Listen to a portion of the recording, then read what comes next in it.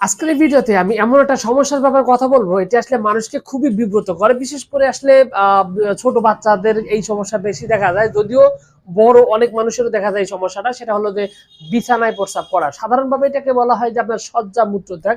এটা আসলে মানে ভালোভাবে বলা হয়, কিন্তু সাধারণভাবে আঞ্চলিকভাবে বলা হয় বিছানায় প্রস্রাব করা।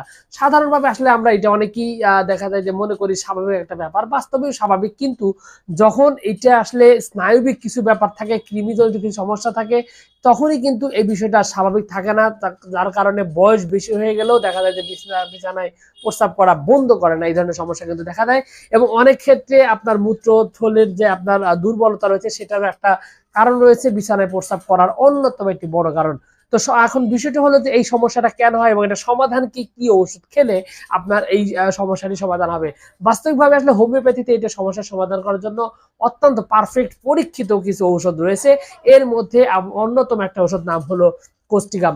কোস্টিকাম আসলে এই সমস্যাটা দূর করার জন্য খুব ভালো কাজ করে। বিশেষ করে যাদের মূত্রথলিতে অসারে প্রস্রাব হতে থাকে, প্রস্রাব হচ্ছে সে নিজেই টেরই পায় না, বুঝতেই না, ঘুমের ঘরে দেখা যায় যে প্রস্রাব হয়ে যায়, তাদের ক্ষেত্রে কোস্টিকাম নামক এই ওষুধটি অত্যন্ত পরীক্ষিত একটা ওষুধ, খুবই সুন্দরভাবে এই প্রবলেমটি সলভ করতে সক্ষম।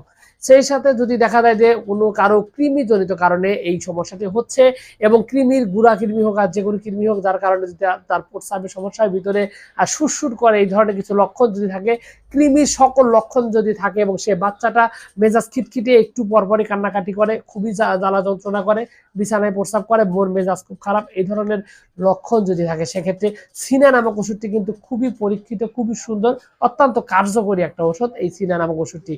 এছাড়াও আসলে প্রস্রাবের এই ঘন প্রস্রাবের জন্য অত্যন্ত কার্যকরী আরো একটি ওষুধ নাম হলো এসিড বেনজো। যদি দেখা যায় যে প্রস্রাবের দুর্গন্ধ রয়েছে প্রচন্ড রকমের, এবং ঘন প্রস্রাব সেই সাথে ঘন প্রস্রাবও রয়েছে, এবং প্রস্রাবের সমস্যা এবং বিছানায় প্রস্রাব করার এই সমস্যা দূর করার জন্য এসিড বেনজো একটা অত্যন্ত পরীক্ষিত একটা ওষুধ। তবে আমি যে ওষুধটি সবচাইতে বেশি ব্যবহার করি, সেই ওষুধটি নিয়েও আজকের এই ভিডিওতে আমি কথা বলতে চাচ্ছি, যে ওষুধটি আসলে বেশিরভাগ মানুষেরই খুবই সুন্দরভাবে কাজ করে। আর সেই ওষুধটির নাম হলো রাস্টক্স। রাস্টক্স নামক ওষুধটি বিছানায় প্রস্রাব করার জন্য বলা চলে যে একটা অব্যর্থ মহা ঔষধ।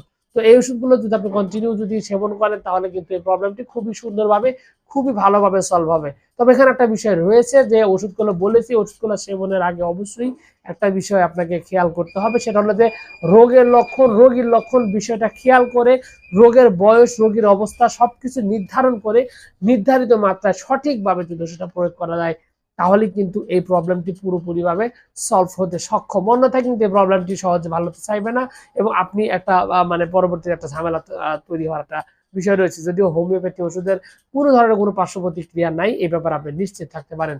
তো সবকিছু মিলে এইটুকুই ছিল আজকের ভিডিও। আশা করছি পুরো তথ্যগুলো আপনার কাছে অনেক অনেক বেশি ভালো লেগেছে। আর যদি লেগে থাকে, অবশ্যই ভিডিওতে একটি লাইক দেন। চ্যানেল প্রথমবার এসে থাকলে অবশ্যই চ্যানেল সাবস্ক্রাইব করবেন। কোনো প্রশ্ন, কোনো মতামত, কোনো অভিযোগ থাকলে কমেন্টস করে জানাতে পারেন। তো ভিউয়ার্স, আপনাদের সকলকে অনেক অনেক ধন্যবাদ। আসসালামু আলাইকুম।